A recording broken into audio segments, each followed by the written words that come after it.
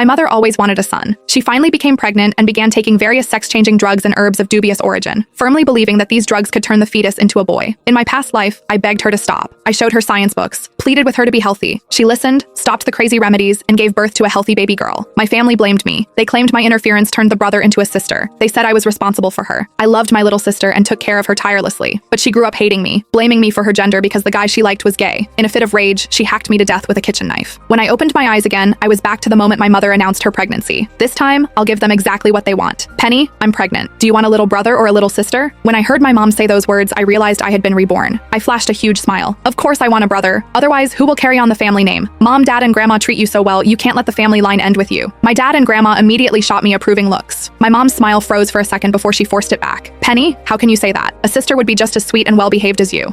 In my last life, when I honestly said I wanted a sister, she went crying to Dad and Grandma, claiming I cursed her to have a girl because I was afraid a brother would steal my inheritance. Dad beat me black and blue for that. What's good about a girl? If you don't give me a brother, who's going to have my back? When I make money, am I supposed to give it to outsiders? I said with righteous conviction. Grandma beamed, grabbing my hand. Our Penny has grown up. She finally understands. I hugged Grandma affectionately. Grandma, it's all thanks to my little brother. Just the thought of him makes me sensible. He's going to be the pillar of this family. In the past, whenever Dad and Grandma bullied Mom, she would just cry. I'd rush to defend her, only for her to turn around, play peacemaker, and join them in scolding me for being disrespectful. I took countless beatings for her. Never again. Mom's face turned pale, and she looked like she might faint. Soon enough, Grandma found some gender-swapping pills for Mom. Even though it's probably a boy, we can't leave it to chance. I spent a fortune on these pills. The seller guaranteed it'll be a boy if you finish the course. Grandma handed the bottle to Mom. Mom looked at me. I focused on mopping the floor, pretending not to see a thing. She had no choice but to take them. Grandma, I heard pregnancy makes you forgetful. Maybe you should keep the pills and give them to Mom every day. This is about my little brother. We can't risk any mistakes, I suggested. You love taking them? Eat up. Grandma nodded vigorously. Right.